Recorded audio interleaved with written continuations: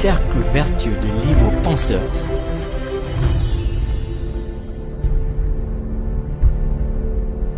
Présente Espace Républicain.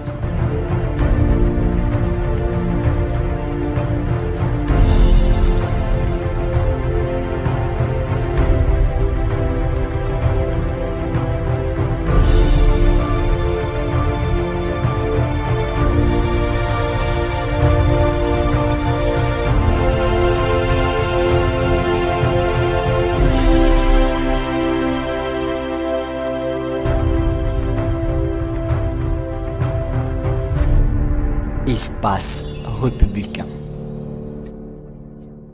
Mesdames et messieurs, amis d'Espace Républicain, bienvenue à votre rendez-vous, c'est le rendez-vous que vous aimez, que nous aimons. Nous sommes donc heureux de savoir que vous êtes nombreux chez vous pour ce moment de partage. Nous sommes donc, il y a plusieurs choses qui nous interpellent. Il y a d'abord l'actualité dans notre pays. Il y a aussi l'actualité en dehors de chez nous. Mais nous avons compris, en tissant les liens entre les différentes crises, que souvent en RDC, que ce soit au Gabon, que ce soit au Mozambique, en Algérie, en Égypte, partout, les situations sont similaires. Nous avons presque les mêmes défis quand nous regardons en valeur absolue les défis qui s'imposent à nos populations. L'Afrique, notre continent, l'Afrique est en voie donc de chercher sa voie de sortie pour le développement. Mais l'Afrique est combattue. Combattue par qui? Qui sont les ennemis de l'Afrique? Qui sont ceux qui empêchent l'Afrique d'émerger? Depuis quelques semaines, vous avez lu dans différents réseaux sociaux des propos qu'on a attribués faussement ou pas à Donald Trump, des propos qu'on a attribués, ça ce n'était pas faussement. Vous connaissez le discours du Sénégal, de Dakar, du président Sarkozy. Récemment, vous avez suivi celui de Macron qui parlait de la natalité dangereuse des Africains. Il y a donc un discours qui est tenu sur l'Afrique, un discours qui a un objectif précis, un discours qui est rationnel. Mais quel est le discours africain? Qu'est-ce que l'Afrique a comme discours pour faire face à l'ensemble des contingences qui s'imposent à elle?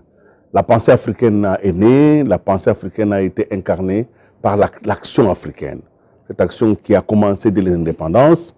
Et aujourd'hui, nous allons évoquer ceux qui, dans notre histoire, depuis la décolonisation, ont porté le flambeau de notre liberté. Ils sont du nord au sud, de l'est à l'ouest.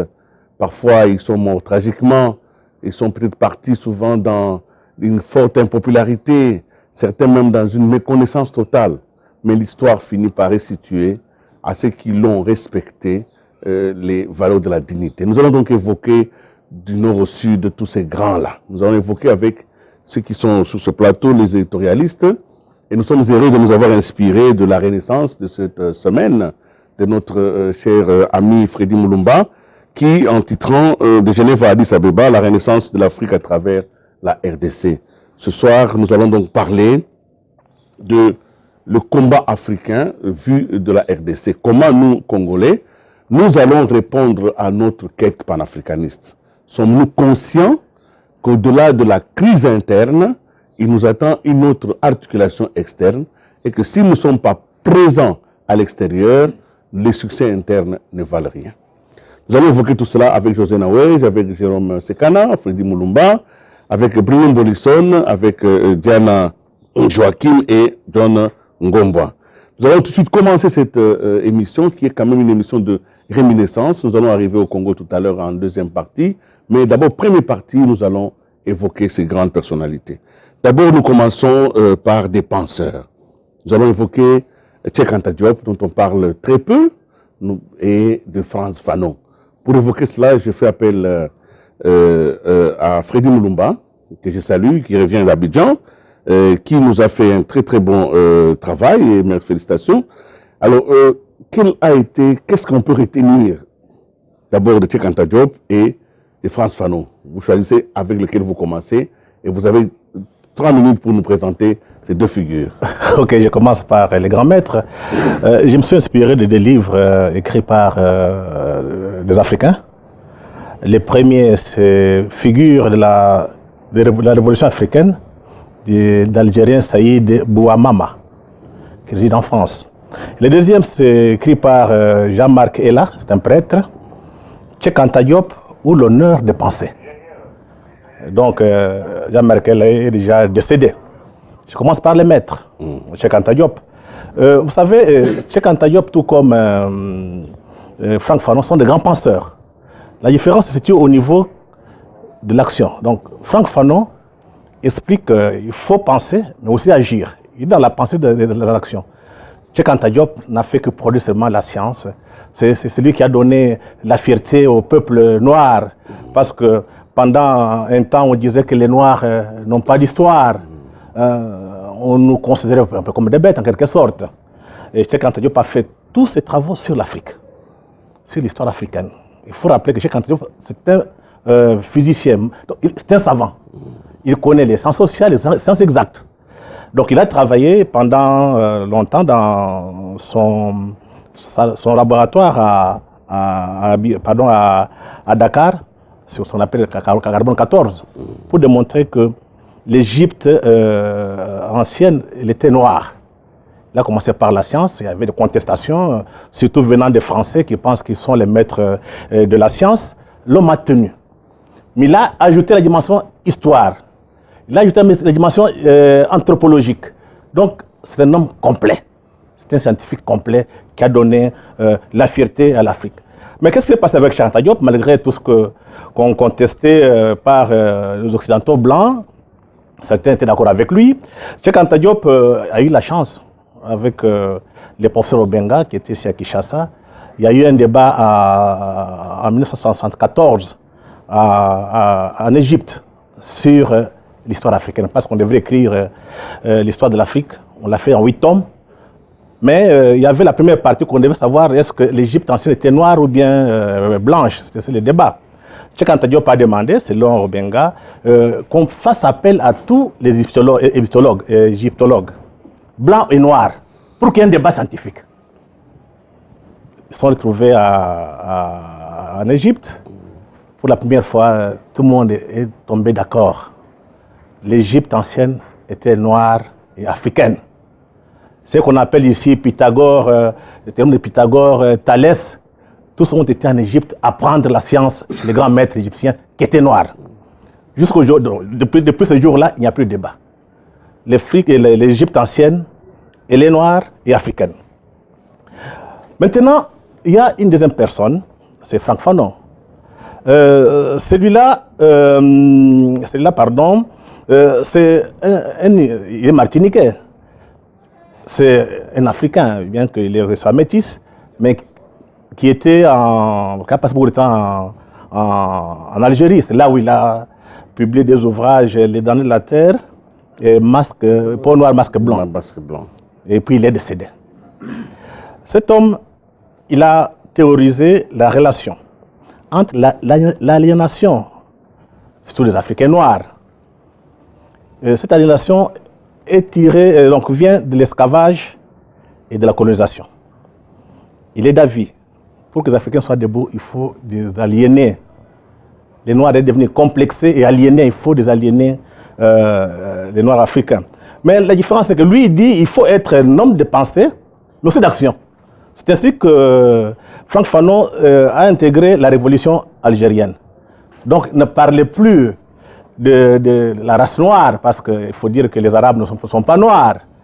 Il a parlé beaucoup plus de l'humanité, en quelque sorte. Il pense, c'est qu'on dit qu'il était un révolutionnaire internationaliste, comme M. Diane le disait. Mais Franck Fanon, il lie sa pensée, la pensée de l'oppression à la lutte pour l'émancipation. Donc, comme on est opprimé, vous devez vous battre pour vous libérer. Et quelquefois, il dit, concernant le colonialisme ne comprend que les rapports de force. Vous ne vous battez pas, vous restez dominé. Donc, il faut d'abord libérer l'imaginaire, désaligner les gens, engager un combat contre le colonialisme pour le gagner. Mais ce qui est beaucoup plus intéressant, il dit, il ne faut pas seulement se battre contre les colonisateurs. Il y a un travail à faire de transformation de soi, de développement d'une conscience et d'une culture nationale. C'est bien, vous vous battez, et après. Donc il a posé ses bases. Et puis l'autre élément, c'est le panafricanisme. Vous savez, il y a un temps, on parle toujours de la culture africaine. Lui, il dit, il est même contre Senghor et contre Aimé Césaire, en disant ils sont dans les panafricanisme culturel. Lui, il dit, donc les Africains doivent quitter les sphères extrêmement culturelles pour se transformer progressivement en panafricanisme politique, militaire et économique. Et à la fin, il dit, la finalité, c'est ériger les États-Unis d'Afrique. Mais avant de mourir, Fanon laisse pointer une inquiétude sur l'avenir du continent. Il dit, les grands dangers qui menacent l'Afrique est l'absence de l'idéologie. Il a conclu sur ça. Mais ce qui est intéressant par rapport au Congo, à notre pays, il y a deux éléments que je voudrais un peu relever concernant Franck Fanon et Cheikh Anta Diop. Franck Fanon, quand il était en Algérie et quand on a tué Lumumba, il a écrit un article en disant ce qui se passe au Congo, il faut se garder. Gardons-nous de ne jamais oublier. C'est notre sort à tout ce qui se joue au Congo. Pour montrer l'importance du Congo dans la renaissance africaine. Et n'oubliez pas aussi l'autre phrase de Franck Fanon. L'Afrique a la forme d'un revolver dont la gâchette se trouve au Congo. Et Franck Fanon et Cheikh Anta Diop ont un point commun. L'Afrique et le Congo aussi, parce que Cheikh Anta Diop, il a publié un ouvrage Fondement économique et culturel d'un État fédéral d'Afrique noire. Et dans cet ouvrage, il a confié au Congo une mission de l'industrialisation de l'Afrique. Donc, toutes les grandes industries lourdes passeront chez nous. Pourquoi ils le disent? Parce qu'il y a les grands Yinga. Donc, Yinga est là pour développer l'Afrique et non seulement le Congo. Et pour me résumer, concernant les Congolais, il faut que les élites politiques et congolaises, et intellectuelles, toutes les élites prennent conscience. Le Congo a une mission. Cette mission, c'est d'abord d'être stable, ensuite de participer à l'émergence de l'Afrique et à la construction d'un grand État fédéral africain. Merci Freddy de cette évocation. Vous avez suivi Cheikh Anta Diop et Frantz Fanon, très loin de notre pays, mais si proche de nos réalités, parce que la pensée n'a pas de frontières, la pensée, elle s'installe, elle pose les fondements et elle génère des actions. Merci donc Freddy. Nous allons revenir pour faire, après ce premier tour de table, nous reviendrons pour faire un débat général. Mais pour le moment, nous avons là évoqué Frantz Fanon et Cheikh Anta Diop. Nous allons donc aller un peu pour les hommes politiques. Nous restons toujours un peu vers le nord. Nous allons évoquer Abdel Nasser et Muammar Kadhafi, tous deux disparus. L'un président, à l'époque, l'un des présidents égyptiens, Muammar Kadhafi, qu'on a appelé le guide de la Jamaïria, aujourd'hui pays pratiquement en voie de disparition, mais nous avons quand même appris qu'il y a eu un accord à Paris pour ressouder les restes dépiécés d'une Libye nostalgique. Alors, pour cela, nous allons appeler l'intelligence lumineuse de Jérôme Sekana, qui, lui, comme chercheur, va essayer de nous brosser les deux tableaux. Nous le faisons pas seulement parce que nous voulons rentrer dans l'histoire, mais il y a une phrase qui disait que un peuple qui ne connaît pas son histoire risque de répéter les erreurs de celle-ci. Il faut donc connaître l'histoire. Jérôme Sekana. Merci William. Je voudrais d'abord, avec votre permission, donner une toute petite information en rapport avec Cheikh Anta Diop, notamment la mission qu'il avait confiée à la République démocratique du Congo sur l'industrialisation de l'Afrique. Au-delà des fabuleuses richesses minières que nous avons un minerai que nous avons dans l'ex-province orientale, qu'on ne trouve pas vraiment en quantité suffisante sur l'ensemble du continent africain, c'est le fer. Nous avons 20 milliards de tonnes enfouies dans le sous-sol de la République démocratique du Congo. Et comme vous le savez, on ne peut pas faire la grande industrie, on ne peut pas construire des immeubles et tout ça, le chemin de fer, sans ces minéraux. Et Cheikh Anta Diop avait vu juste en disant cela parce que c'est le plus grand projet que nous avons en République démocratique du Congo. Si nous le mettons sur pied en construisant un chemin de fer de la province orientale jusqu'à Banana, c'est ça qui va développer la République démocratique. À Banana. Voilà, et ça va développer la République démocratique du Congo. C'était pour compléter et enrichir. Et moi, je vais aborder les deux personnages dans un angle purement économique. On commence avec Gamal Abdel Nasser Hussein. C'est vraiment un homme politique, comme on dit aux âmes bien nées, la valeur n'attend point les nombres des années. Il est né un 15 janvier 1918 à Alexandrie et est mort le 28 septembre 1970. Mais il est considéré par tous les historiens, de manière unanime, comme une figure centrale de l'histoire moderne du Moyen-Orient. Pourquoi? Parce que voilà le fils d'un agent des postes qui sort de nulle part et qui arrive à s'imposer dans le Moyen-Orient en posant des actes qu'aucun autre politique ne pouvait poser avant lui. Notamment, il était dans l'équipe qui avait mis un terme, qui avait déchu la monarchie. D'abord, vous savez, le roi Farouk, en 1952, il était là, mais il n'avait pas voulu qu'il soit le président. Il est le deuxième président. Deuxièmement, c'est lui qui, en 1956, va nationaliser le canal de Suez, contre vents et marées. Nous sommes pendant la guerre froide, et vous connaissez le rôle de l'Angleterre, vous connaissez le rôle de la France. Voilà un monsieur qui dit, bon, moi je ne peux pas obéir au doigt et à l'œil des Britanniques, le canal de Suez appartient à l'Égypte, je vais nationaliser. Et il y avait même la France, l'Angleterre qui étaient prêtes, ces deux pays étaient prêts à pouvoir attaquer. Et il dit, bon, moi j'accepte de mourir pour l'intérêt supérieur de mon pays. Il s'organise parce que c'était un militaire. Et Dieu merci, il avait aussi le soutien des Russes. Et les États-Unis se sont impliqués. Cette guerre-là n'a pas eu lieu. Mais au moins, il est sorti victorieux et il a réussi à nationaliser. Aujourd'hui, quand vous allez, on a modernisé les canaux et c'est une source de recettes intarissables pour l'Égypte. Il est également le symbole de la dignité arabe, parce qu'il s'est battu pour réunifier le monde arabe. Mais il avait aussi des idées panafricanistes, mais plus penchées du côté du monde arabe. Et il est arrivé jusqu'à occuper les postes de président, le mouvement que vous connaissez vers les années 60, en 1964, des non-alignés.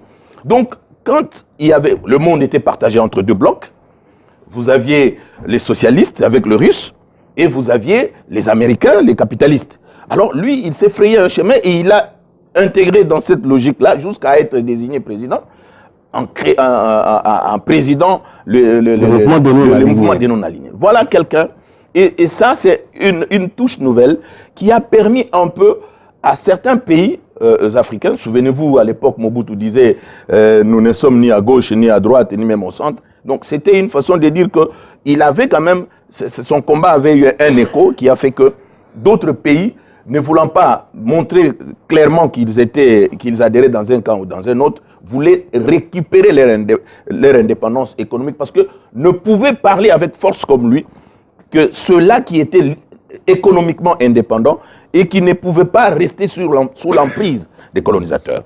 Alors, nous prenons le deuxième personnage, Kadhafi.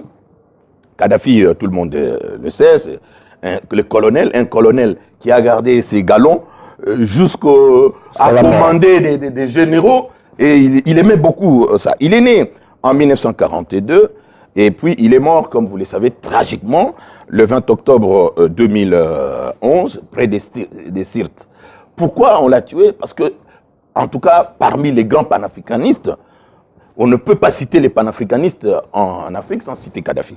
C'est un monsieur qui était jaloux de constater que les impérialistes étaient en train d'exploiter l'Afrique, notamment les richesses naturelles qu'on devrait transporter à l'état brut et à les transformer. Et lui, comme il avait le minerai, souvenez-vous, c'est parmi les chefs d'État qui ont réussi à demander à aux colonisateurs de pouvoir payer. Kadhafi a obtenu les dividendes de l'Italie pour son pays parce qu'il avait démontré que vous nous aviez exploité, vous devez payer. Je pense que c'est un exemple à suivre également pour d'autres pays, notamment pour la République démocratique. Alors, ce monsieur, il s'est battu pour que d'abord l'Afrique retrouve son indépendance.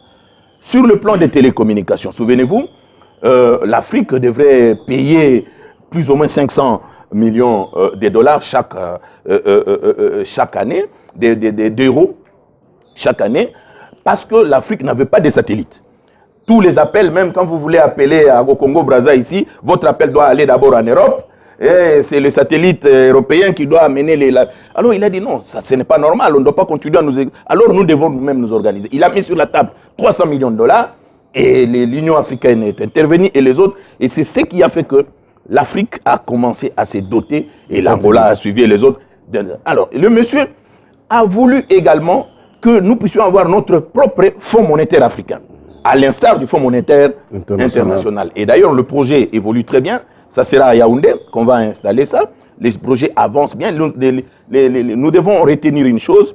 L'Afrique est en train de se réveiller parce qu'il y a ce qu'on appelle l'agenda 2063 qui a fait le bilan des 50 premières années de nos indépendances. Et on a constaté que vraiment c'est un échec. Maintenant, dans les prochaines 50 années, qu'est-ce que nous devons faire pour être indépendants? Et pour être indépendants, on a piqué les idées des panafricanistes comme Kadhafi pour que nous puissions nous doter de notre banque centrale. Et il a sorti 500 millions de dollars avant de mourir également pour qu'on installe la banque centrale africaine qui sera installée à Abuja.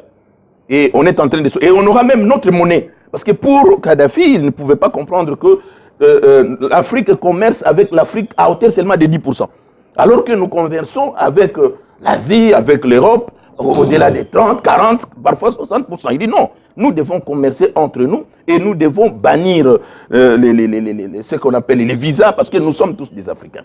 Et vous allez constater que c'était vraiment lui qui faisait en sorte que beaucoup de gens ne puissent pas aller jusqu'en Europe. Parce que si Kadhafi était vivant aujourd'hui, on n'allait pas avoir beaucoup de morts comme ça. Parce qu'il a créé un îlot de richesse au niveau, de la Libye. Pourquoi? Parce que vous aviez là-bas, tous les étudiants étaient véhiculés.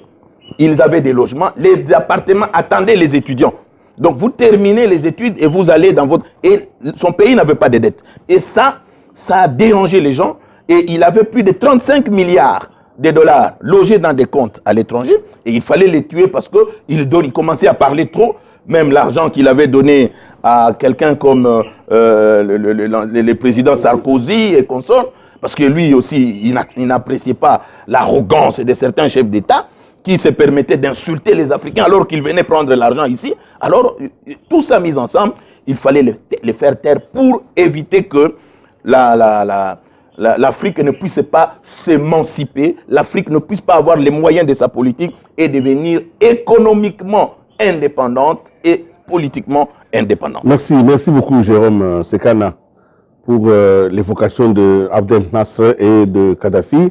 Je voudrais signaler simplement en passant que Abdel Nasser avec le Congo, il y a quand même aussi un lien infrangible. Vous savez que à la mort de Lumumba, c'est le président africain qui a recueilli la famille de notre héros national, François Lumumba, Roland Lumumba, Juliana. Tous les deux grands-là sont restés dans la maison de Abdel Nasser. Et d'ailleurs, quand vous allez là-bas en Égypte, on vous parle de deux choses. Ils connaissent Lumumba, ils connaissent Tebe Mazembe. Oui. Voilà, c'est une question de parler pour eux dans l'actualité. Merci beaucoup, Jérôme Sekana.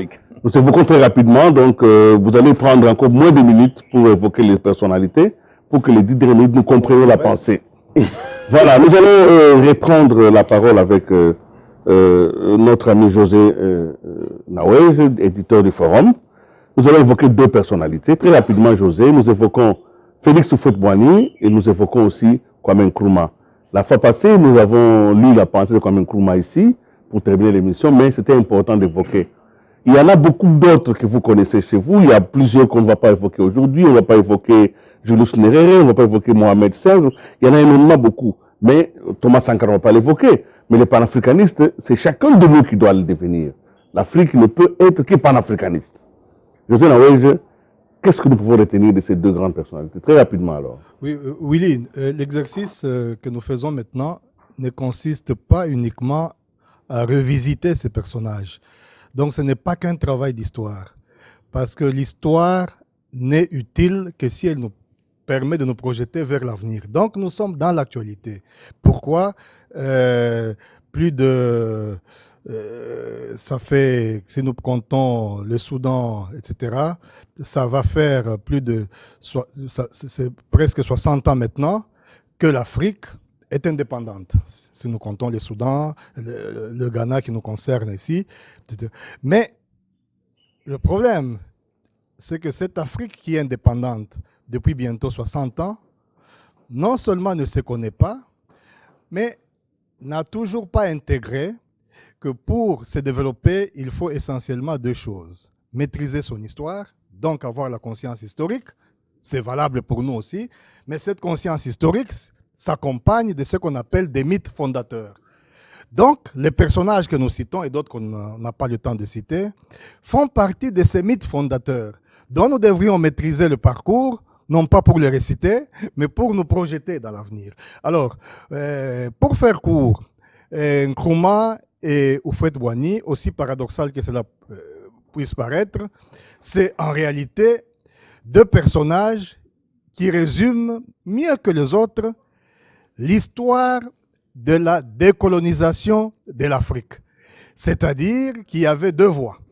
Il y avait la voie dite progressiste, ceux qui voulaient une Afrique totalement indépendante et immédiatement, et la voie dite modérée, ceux qui voulaient une indépendance en douceur, qui ne coupe pas directement le cordon ombilical avec les puissances colonisatrices. Et là, nous avons, grosso modo, le groupe de Casablanca. Vous avez évoqué le roi Mohamed V avec raison. Il a joué un grand rôle dans la lutte de libération des peuples africains et aussi dans la création, même s'il est mort en 61, de ce qui est devenu aujourd'hui l'Union africaine. Mais vous avez aussi le groupe de Monrovia. Le groupe de Monrovia, qui était le groupe des modérés. Dans l'un, vous trouvez Kwame Nkrumah, c'est-à-dire dans le groupe de Casablanca, le groupe des progressistes et de ceux qui voulaient une indépendance immédiate. Et dans l'autre, vous avez la plupart des États francophones qui étaient liés à la France et qui voulaient en fait une communauté franco-africaine.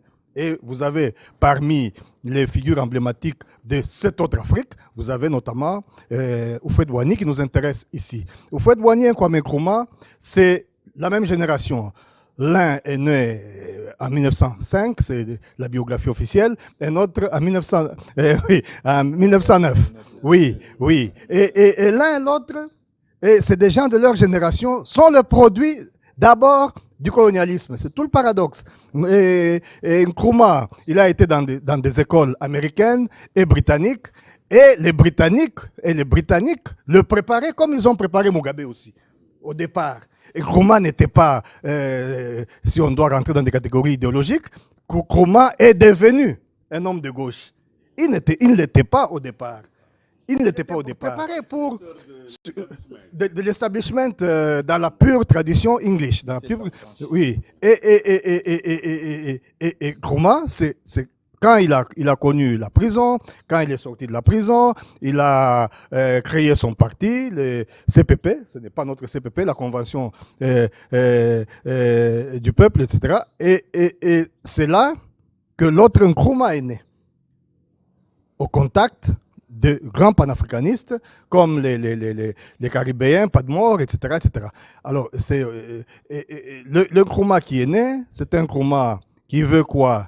Qui veut non seulement l'indépendance de la côte Ghost, la côte d'or, comme on appelait le Ghana à l'époque, mais c'est un Nkrumah, c'est ce qui est intéressant pour nous, c'est un Nkrumah qui estime que l'indépendance du Ghana n'a de sens que dans un cadre panafricain. C'était ça son cheval de bataille. Il estimait que les pays africains ne pouvaient pas être indépendants isolément. Ils devaient être indépendants, mais dans un cadre panafricain. Voilà. Et de l'autre côté, Houphouët-Boigny, dans son itinéraire, qui est aussi plein de contradictions. Houphouët-Boigny, c'est le produit de la colonisation française. Houphouët-Boigny a été plusieurs fois, il a été député, il a été ministre dans la 4e République française, etc. Et Houphouët-Boigny était préparé aussi pour. Mais Houphouët-Boigny, c'est le même, il a dévié plusieurs fois, il a été avec les communistes, quand les communistes sont passés, les partis communistes français, il a été avec François Mitterrand, qui était dans l'ancêtre du Parti socialiste actuel, etc., etc. Bref, Houphouët-Boigny a été tout ça. Mais ce qui nous intéresse pour les deux, c'est de voir que deux leaders d'Afrique de l'Ouest qui se battaient pour l'indépendance, mais qui, au moment où l'un et l'autre prend le pouvoir, ils se parlent même en 57 parce que Kwame Nkrumah propose à sa vision à Houphouët-Boigny, sa vision d'une Afrique panafricaine, coupée de l'Occident, etc., etc. Houphouët-Boigny lui dit, oui, c'est séduisant votre idée, mais nous préférons rester dans une logique d'union entre nous et la France, mais sur base d'égalité, de fraternité. Et d'ailleurs... Et ce qui est intéressant là, c'est qu'il dit dans 10 ans, on verra si c'est votre approche ou la nôtre qui va triompher. Ça, c'est au fait. Et d'ailleurs, de manière péjorative, cette idée, cette contradiction dès le départ, va se transformer en une Afrique aux ordres ou une Afrique des résistances. Hein? Donc ça va se transformer plus tard, que cette Afrique-là qui se développera en collaboration avec l'Occident, on va l'appeler l'Afrique aux ordres, et puis une autre Afrique qui va se développer, on va l'appeler l'Afrique des résistances, l'Afrique des dictateurs. Voilà. Donc nous sommes bel et bien posés en 58. Et pour terminer, parce qu'il faut continuer. Et ce débat est intéressant, pourquoi? Parce que finalement, qu'est-ce que nous voulons? On a évoqué Nasser ici. Nasser dit, l'indépendance politique sans indépendance économique est vaine. En fait, le vrai problème, c'est que pour peser sur l'histoire, pour écrire sa propre histoire, comme Lumumba l'avait dit, mais si vous n'avez pas le moyen d'écrire cette histoire, vous ne l'écrirez jamais. Ce sont les autres qui écriront cette histoire à votre place. Donc, peut-être c'est dans la deuxième partie, l'évocation de ces personnages n'a de l'intérêt que si ça nous permet aujourd'hui de voir dans les conditions actuelles comment nous, Africains, nous, Congolais en l'occurrence, nous pouvons peser sur le devenir du monde. Parce que, je termine par là, à l'époque, il était de bon ton d'être de la mouvance soviétique, pas russe, de la mouvance soviétique, pour nous, Africains. Pour une raison simple, parce qu'on associait, et à juste titre, l'Occident à la colonisation. Et comme l'Union soviétique n'avait pas historiquement, voilà, c'est passé là, il était de bon ton d'être de là. Mais on oubliait souvent, surtout nous sommes nombreux ici, on oubliait souvent que l'Union soviétique, tout en dénonçant l'impérialisme, oui, et l'impérialisme n'est pas nécessairement un terme péjoratif, Willy, parce que les relations internationales, nous sommes en train de parler des choses internationales. Les relations internationales, c'est essentiellement une histoire de rapport de force, même entre pays africains. Si on ne crée pas de rapport de force, même entre nous, on ne peut pas évoluer. Merci beaucoup. Vous avez évoqué, ça nous permet de donner la parole à Bruno. Vous avez évoqué Robert Mugabe. Nous sommes donc, nous contournons un peu l'Afrique centrale. Nous reviendrons tout à l'heure chez nous, mais nous allons bien un peu vers l'Afrique australe.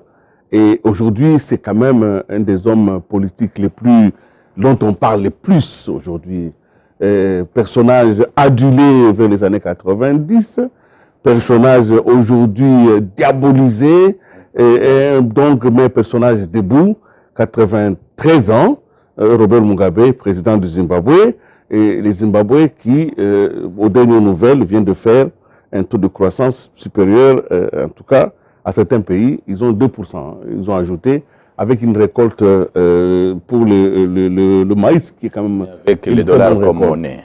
Voilà, donc je demande à notre ami Bruno Bollisson d'évoquer très rapidement deux personnalités, c'est Robert Mugabe et Sam Nujoma. Sam Nujoma parce que le pays voisin à Zimbabwe qui était devenu indépendant. Si vous pouvez évoquer aussi rapidement ces deux personnalités. Merci beaucoup. Robert Mugabe et Sam Nujoma, c'est deux personnalités, des approches assez différentes, mais avec une intersection, c'est-à-dire l'afro-résistance, comme on le dit aujourd'hui. D'abord, pour commencer par Mugabe, il a toujours été un grand leader. Jusqu'aux années 90, il était adulé, vous l'avez dit. Mais son histoire a commencé par changer plus dans les années 2008 avec l'élection où il a été en ballottage difficile face à Morgan Tsvangirai, l'opposant historique, où Mugabe, pour la toute première fois dans sa vie, était contraint à aller à un deuxième tour. Mais il a tout fait, entre guillemets, pour que ce deuxième tour ne se passe pas dans des conditions normales. Et Tsvangirai était obligé de décrocher avant le deuxième tour, ainsi que Mugabe a été élu avec les circonstances que l'on connaît. Et en 2013, il a récidivé. Cette fois-là, le MDC de Tsvangirai étaient littéralement dépiécés. Mugabe a remporté les élections, même dans les fiefs naturels de Tsvangirai.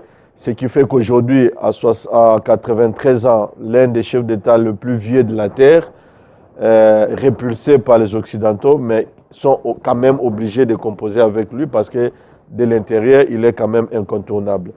Mugabe s'est plus remarqué par sa réforme agraire où il a pratiquement chassé les Blancs. Il a redistribué des terres, généralement aux Noirs. C'était pour lui une sorte de démontrer sa résistance face à l'impérialisme occidental. Mais il est allé plus loin parce que, différemment à Sam Nujoma, que je vais évoquer tout de suite, Mugabe a fait une sorte de réplique à bout portant. Il a estimé que les Blancs avaient suffisamment martyrisé les Noirs. Il fallait prendre sa revanche. C'est un peu comme ça, les résumés. Est-ce que ce n'est pas schématisé ça? Est-ce que c'était vraiment une question de Blancs? C'est une question de propriétaires. C'est pourquoi même si par ailleurs ils étaient Blancs. C'est un résumé quelque peu télégraphique, mais ça a une réalité. Mais le plus important, si nous schématisons cela dans le cadre de cette émission, c'est qu'on peut ne pas l'aimer. Mugabe est aujourd'hui le symbole de cette Afrique qui résiste à l'assaut de l'Occident, qui résiste au dictat de l'Occident.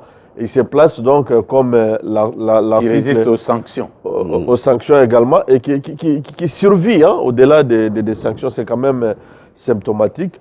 Mais on va quand même le dire, c'est que sur le plan économique, ce n'est pas vraiment une forte économie qui marche. Nous connaissons la parité dollar-dollar et nous connaissons la réalité économique dans ces pays. Par contre, mais j'ai dit qu'il reste le symbole de l'afro-résistance, de l'afro-responsabilité. Sam Nujoma, c'est le leader de la SWAPO, qui a francisé, ça veut dire tout simplement Organisation du peuple de l'Afrique du Sud-Ouest. De 1888 jusqu'à 1914, la Namibie était une colonie allemande, avec une influence de l'Allemagne de l'Est. Et jusqu'en 2014, la Namibie a été placée pratiquement sous mandat sud-africain, avec le prolongement de l'apartheid. Et Sam Nujoma, père de l'indépendance namibienne, a déjà, avant même qu'il ne soit élu en 90 président de la République, le premier président, donc, avait déjà réussi à certifier son mouvement, la SWAPO, comme étant le véritable cheval de bataille d'une Namibie qui se voulait indépendante et qui se voulait contre l'apartheid. Et c'est ainsi que la plupart des appuis qu'il a eus dès le départ, avant son accession, c'était de la part des nations qui voyaient d'un très mauvais œil l'apartheid. Que ce soit l'Union soviétique où il a remporté les prix Lénine, avant même qu'il ne devienne président, que ce soit les Cuba. Donc c'était ses appuis, pratiquement ses bases arrière politiques. Et il a remporté donc en 1990, à l'issue de la victoire de son parti, la SWAPO, il a été donc nommé président de la République de la Namibie. Il est resté au pouvoir pratiquement jusqu'en 2005, pratiquement 15 ans. Mais comme l'avait évoqué le président Ibrahim Boubacar Keïta, qui était dernièrement invité de la fête de l'indépendance, que la Namibie, avec ses pères de l'indépendance, entre autres Sam Nujoma, était un modèle. C'est une école d'une Afrique qui se veut moderne. C'est-à-dire au-delà de la résistance verbale, au-delà de la résistance langagère, il faut ajouter le modernisme, il faut ajouter la modernité, il faut ajouter les progrès économiques. Et la Namibie est effectivement ce modèle-là. Aujourd'hui, quand nous disons qu'il n'y a pas une seule Afrique, il y a plusieurs Afriques. C'est-à-dire qu'on peut quitter aujourd'hui le Burkina. Quand on va en Namibie, c'est vraiment une autre Afrique. Et c'est une Afrique qui se fait respecter. Et c'est un modèle vers lequel devrait tendre avec une classe politique consciente. Voilà, une classe politique consciente. C'est un modèle et vers lequel diamants profitent au pays. Devrait tendre tous les dirigeants aujourd'hui, je crois, ils sont légion, hein, les dirigeants qui prônent cette afro-responsabilité, que ce soit Alpha Condé, que ce soit Mohamed VI aujourd'hui au Maroc, que ce soit Mugabe lui-même. Mais il y a quand même des modèles de progrès économique dans une Afrique aujourd'hui qui est décomplexée face à l'Occident. Et c'est cette Afrique-là qui doit servir de modèle levier social, levier économique, qui doit faire une connexion avec la volonté politique. Merci beaucoup, Bruno, de ces deux figures, de Mugabe et de Sam Nujoma. Et ça donne la parole à Diana, qui Depuis le début de cette émission, on n'a pas encore parlé, et comme Diana a beaucoup d'admirateurs. Qu'est-ce qu'il va dire? Qu'est-ce qu'il va dire cet homme-là? Bon, mais Diana va évoquer 3 personnalités, c'est quand même assez beaucoup.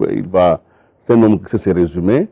Il va évoquer d'abord pour le Congo, pour l'Afrique centrale, 2 personnalités de chez nous, Laurent Désiré Kabila et Patrice Emery Lumumba, que nous mettons aussi dans le cadre des figures panafricanistes. Il va évoquer aussi Amilcar Cabral, que très peu de jeunes connaissent. Très rapidement, Diana, et puis nous terminerons par John Ngombo. Oui, une seconde pour dire que là où Bruno a terminé, pour dire que si la Namibie est aujourd'hui un modèle, comme on le dit, parce que la Namibie est idéologique. Depuis l'indépendance, c'est le seul parti politique qui est au pouvoir, la SWAPO. Donc ça ne crée pas un problème, pourvu que le peuple leur donne le pouvoir, ils sont là. Il n'y a pas une alternance demandée sur un plateau en or. Bon, il a parlé aussi de Mugabe. Oui. Mugabe, justement, si Mugabe a connu des problèmes, mais c'est justement parce qu'il y a cette réforme agraire qu'il n'a pas imposé comme certains veulent le faire croire. Parce que la Grande-Bretagne, l'ancienne présidente dit non, nous allons vous aider. Premier mandat, rien. Deuxième mandat, rien. Troisième mandat, il dit non. Finalement, je vais quitter le pouvoir sans réaliser cette grande promesse que j'ai faite au peuple, et il l'a réalisée. Oui. Et aujourd'hui, si le Zimbabwe a comme monnaie les dollars américains, c'est tout simplement pour contourner tout ce qu'il y avait comme complot, pour faire chuter les dollars zimbabwéens. Pour aller acheter un pain, il fallait tout un sac de dollars zimbabwéens. Alors, il a contourné cette difficulté, et voilà que maintenant, en utilisant la monnaie américaine, voilà qu'il fait la croissance, comme le républicain chef l'a dit ici tout au départ. Bon. Il fait de la croissance, oui. C'est vrai. Il fait de la croissance. Oui. Alors, écoutez, la question, suivant cette émission, c'est-à-dire l'idéologie de cette émission, lorsque j'ai suivi tout, c'est pour dire que, c'est pour se poser la question de savoir, vous allez vous rendre compte qu'il y a une politique extérieure, c'est-à-dire des Occidentaux, sur le Congo. Ils ont les intérêts au Congo qu'ils défendent par tous les moyens. Alors la question qu'on se pose, quels sont les intérêts africains sur le Congo? Voilà, c'est là où nous devons en être. Là où nous avons parlé du dernier sommet.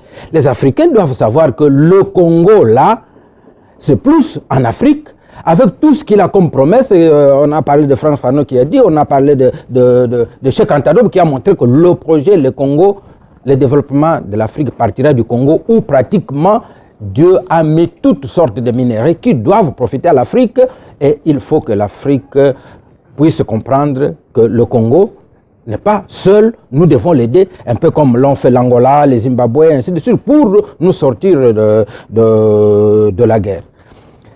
Et Musée, je commencerai par Lumumba, parce que Musée n'aura été que l'élève de Lumumba. Lumumba, comme on l'a dit pour Kwame Nkrumah, n'était pas au départ un homme de gauche. Lumumba avait même adhéré au Parti libéral belge. Et c'était quoi une façon de s'intégrer dans la politique, la seule voie qui se problème. Et les gens qui s'étonnent, ça me ramène un peu à la Bible. Moïse n'aurait pas été élevé à la cour du Pharaon, il n'aurait pas eu toute l'intelligence, toute la connaissance possible pour pouvoir libérer son peuple, pour devenir libérateur. Donc, c'est-à-dire il faut savoir puiser dans la force de ceux qui vous oppriment, parfois pour tirer la force d'aller de l'avant. C'est vraiment ce qui est biblique là, c'est ce que nous allons voir avec beaucoup de Kwame Nkrumah et consorts qui se sont transformés en comprenant bien, en regardant la misère de leur peuple. Il avait fallu que Moïse soit de la cour pour voir comment son peuple souffre. Il dit non, ces gens-là, il faut les sortir. Et que Lumumba et Kwame Nkrumah se trouvent dans le cas des dominateurs à l'époque, ils disent non, non, il faut sortir de là pour aller de l'avant et sauver le peuple. Lumumba, Kwame Nkrumah, tout ça, ce sont pratiquement les gens de la même génération. Lumumba est né, je crois, en 1925, un peu le même âge Amilcar Cabral, qui est son aîné d'une année, je crois. Bon, alors, moi souvent, quand je me mets devant la personnalité de Lumumba, je suis étonné. Tout universitaire que je suis, je me dis, mais cet homme un autodidacte fait, d'où lui était venu tout ce qu'il a comme idée. Quand je suis à Lubumbashi, je ne me manque jamais aller à la petite maison, il y avait la bibliothèque qu'il fréquentait régulièrement. C'est un autodidacte. C'est quelqu'un qui s'est formé et parce que, disons pas, mais les acteurs politiques ne pensaient pas que non, faire la politique, on n'a pas besoin d'étudier. Non, il faut un certain fond.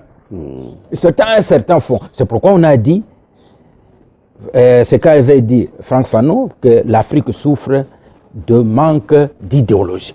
Et l'idéologie, c'est quoi? C'est un ensemble d'idées. Ça ne sert à rien, ça n'est pas d'aller seulement avoir des doctorats, mais avoir des idées sur quelque chose. Et c'est là, pour revenir chez nous, c'est pourquoi j'ai dit, je recuse tous ceux qui estiment que l'actuel président du CNSA, Joseph Olengako, ne serait pas à sa place. C'est quelqu'un qui a un fond d'idées, d'idéologie que beaucoup de docteurs universitaires n'ont pas. Ça, pour l'avoir fréquenté, je crois beaucoup d'entre nous l'avons fréquenté, ce n'est pas un rien. Donc ceux qui croient le récuser, tout ça, je pense qu'ils ont totalement tort. Et c'est pour dire que pour être un leader, il ne faut pas seulement avoir plusieurs diplômes, mais il faut avoir des idées. Comme disait le cardinal Maloula, un diplôme, ce n'est qu'une présomption de connaissance, c'est un chèque, un carnet de chèques. Un carnet de chèques n'est valable que si vous avez des provisions à banque. Sinon, le carnet de chèques, on peut le jeter dans la rue, vous le ramassez, vous allez faire quoi avec? Alors, maintenant, en ce qui concerne Mzé, voilà encore un jeune, seulement à 19 ans. Un autre autodidacte. Oui. Étudier de lui-même, par lui-même. Oui. Mais finalement, il ira faire la philologie à l'extérieur. Ce n'est pas un autodidacte jusqu'à la fin. Alors, Mzé, seulement à l'âge de 19 ans, pendant que beaucoup de jeunes gens se croient, ils sont là, ils croient qu'à 19 ans, on n'est pas encore responsable, ce sont les adultes. Non. Ou même quand aujourd'hui j'apprends les gens qu'il faut rajeunir la classe politique. Mais notre classe politique a commencé jeune. Donc, à l'indépendance, le Lumumba avait à peine 30 ans, le Mobutu ont pris le pouvoir à peine 30 ans. Donc, ce sont des jeunes qui ont toujours, Joseph Kabila actuel n'a pris à 29 ans. Donc, le discours dit non, il faut rajeunir la classe politique, c'est un discours qui cache mal une certaine conscience de responsabilité. Donc, à partir de 19 ans, Mzé déjà dit à sa maman, je veux devenir un autre Lumumba. Et curieusement, il le devenait jusqu'à la fin, jusqu'à mourir pratiquement aux mêmes dates. Tu vois comment l'engagement peut amener quelqu'un. Et je me disais souvent, quand je regardais... très rapidement, je vais poser une question, vous allez continuer. Comment on pourrait vivre dans ce pays après ce qu'on a fait à Lumumba et au Lumumbiste, s'il n'y avait pas un Lumumbiste pour prendre la revanche? Vous savez, la plus grande satisfaction de Mzé, c'est d'avoir rectifié l'histoire, et même comme il avait dit à Mobutu qu'il t'avait fait roi. Donc c'est pour lui montrer que monsieur, tout est éphémère. Vous avez fait ce que vous avez fait, mais aujourd'hui, on a repris l'histoire. Mais je vais terminer par ceci pour dire que aujourd'hui, ce qu'il nous faut, c'est de comprendre. Vous allez voir qu'on a tué Amical Cabral, tout simplement, on les a opposés. Ah non, lui, il était un peu métis. Ah, voilà les métis qui vous mépriment. On trouve toujours une raison. On a tué Lumumba parce qu'il était communiste. Et on a tué... On trouve toujours un prétexte. À un moment, c'était non, le droit de l'homme. Et puis, on dit non, la dictature. On trouve toujours un prétexte pour se débarrasser d'un président qui a une idée pour son pays et qui a une idée pour l'Afrique. Tous ont été éliminés, sauf ceux qui ont composé tranquillement, comme Mofet Bani, il est mort tranquillement dans son sommeil. Merci. Merci Diana, merci beaucoup. Diana est allée très loin jusqu'à rentrer dans la politique d'aujourd'hui quand on l'y a un peu écarté. Mais que voulez-vous? Diana, c'est Diana, on ne peut pas le changer. Alors, John Lumumba, nous allons terminer. C'était une blessure difficile. C'est un voyage dans l'histoire, c'est un voyage dans le présent, mais c'est aussi une interpellation pour le futur. Nous allons terminer par, je pense, une des figures magiques de notre continent, l'un des hommes les plus puissamment respectés, Nelson Mandela, qui, lui, en prison, n'était pas seul, parce que tous les deux sont prix Nobel, que ce soit Nelson Mandela, que ce soit Desmond Tutu. C'est l'Afrique australe, et je comprends que le Congo, avec l'Afrique du Sud, consolide bien leurs relations. John Lumumba, très rapidement, peut-être, je ne sais pas comment on va faire pour se résumer tout ça en 3 minutes? Oui. Je voudrais rebondir sur la phrase de Diana tout à l'heure. Lorsque Laurent Désiré Kabila a dit à Mobutu qui vous a fait roi, c'était devant Nelson Mandela en fait. Voilà. Ouais, c'était devant Nelson Mandela. Et là, Mandela était déjà... À bord de Utenika. Oui, à bord du bateau Utenika.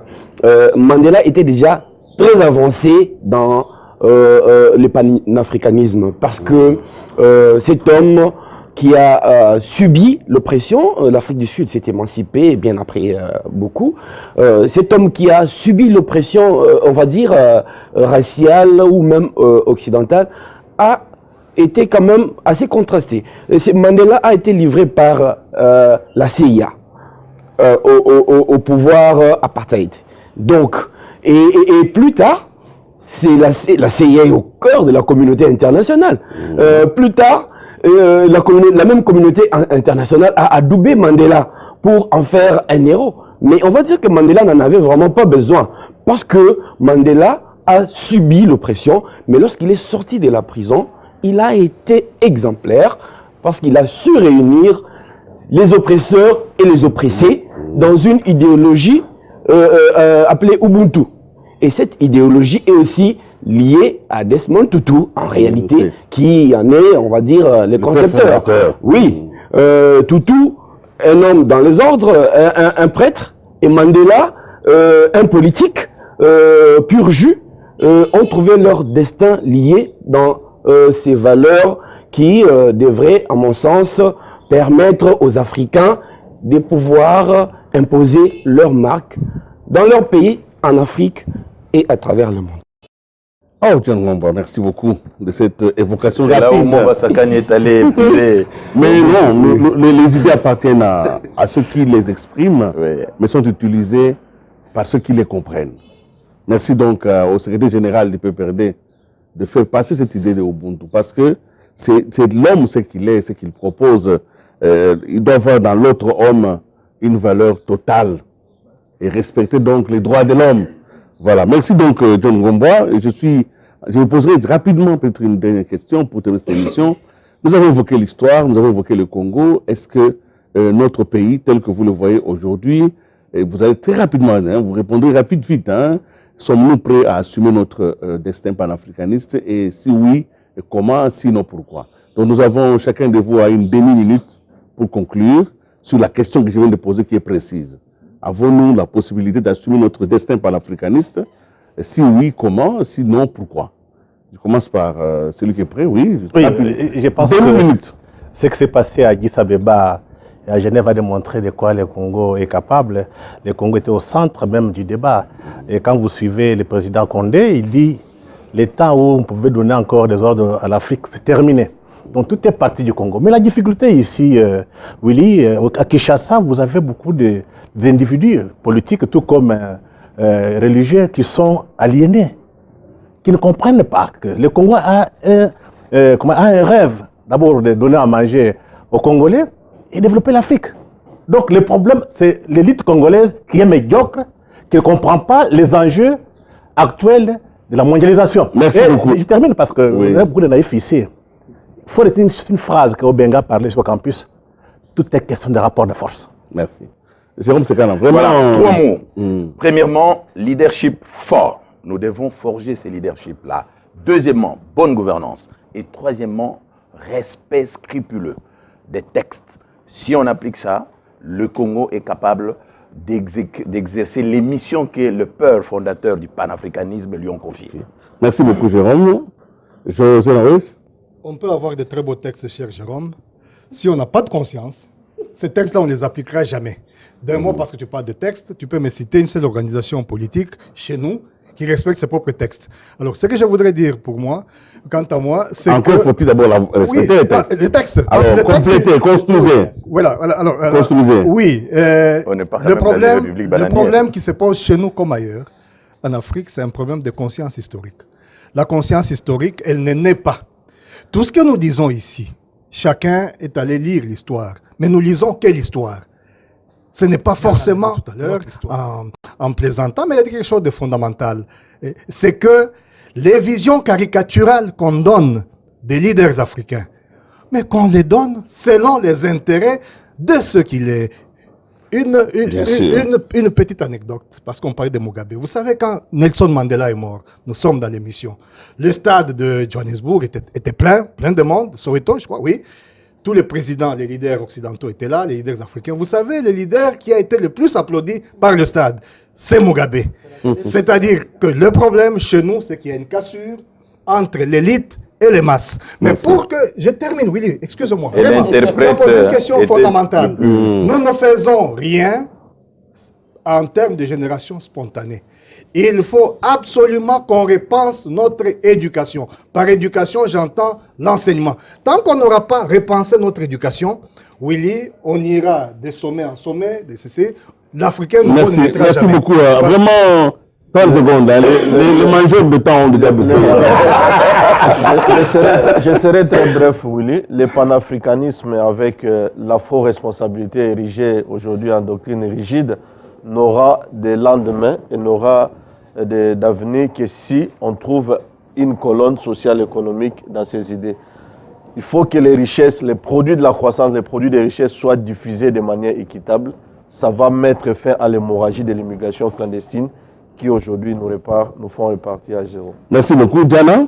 Oui, je pense que pour que le panafricanisme ait lieu, il faudrait en avoir d'abord conscience.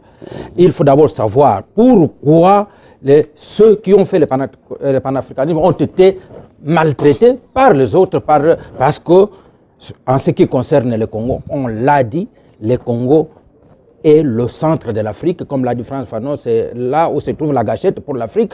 Donc, quand on déstabilise le Congo, il faudrait que toute l'Afrique se réveille. Mais quand je lis, par exemple, le confrère ouest-africain, les médias ouest-africains, je suis malade. Ce sont des reflets de RFI, de BBC, de ceci. Il n'y a aucune... Comment nous allons devenir panafricains avec les médias comme ça? Merci Diana. Merci Diana.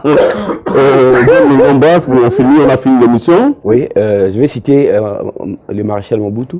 Entre un frère et un ami, le choix est clair. En africain, on doit réfléchir en fonction de l'Afrique et ne pas répondre aux dictats des amis qui ont leur propre agenda et qui ne changeront jamais d'opinion, quel que soit ce qu'on fera pour eux. Merci beaucoup, John Ngomba. Merci aussi à tous nos amis qui ont participé à l'évocation historique. Et je retiens simplement qu'il faut que nous puissions développer notre conscience historique parce que c'est ça qui nourrit l'action politique nécessaire. Et cette conscience doit absolument s'intégrer dans le respect des textes. Parce qu'un pays ne peut avancer sans texte, un pays ne peut avancer aussi sans distribution de revenus de manière équitable, un pays ne peut avancer non plus avec une élite aliénée. Voilà, j'ai compris un peu la synthèse de ce qui a été dit aujourd'hui. Nous sommes bel et bien en Afrique, nous sommes en RDC, nous sommes dans ce pays que Frantz Fanon rêvait de connaître et il n'avait pas tort. Le Congo se révélera un jour être la gâchette de l'Afrique. Mais qu'est-ce que nous mettons comme munition? Nous voudrons mettre l'intelligence et la bonne gouvernance comme munition pour développer l'Afrique. Merci, au revoir et à la prochaine.